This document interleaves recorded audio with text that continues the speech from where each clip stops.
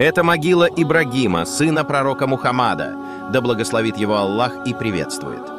Среди простых камней и тишины, без величественного мавзолея, без пышных украшений, лишь камень и надпись, отмечающий место его упокоения.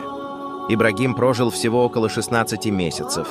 Когда он покидал этот мир, глаза пророка, да благословит его Аллах и приветствует, наполнились слезами, и он сказал: «О, Ибрагим, если бы не предопределение Аллаха, мы бы горевали по тебе еще больше». Посланник Аллаха сам выкопал для него могилу, сам опустил его тело в землю, и эта скромная могилка, что вы видите, свидетельство той великой любви, с которой пророк провожал своего сына в вечную жизнь. Здесь покоятся многие из сподвижников, члены семьи пророка, его дочери, внуки. Здесь нет роскоши, лишь смирение перед Аллахом. Пусть Аллах дарует им всем райские сады и вечное блаженство.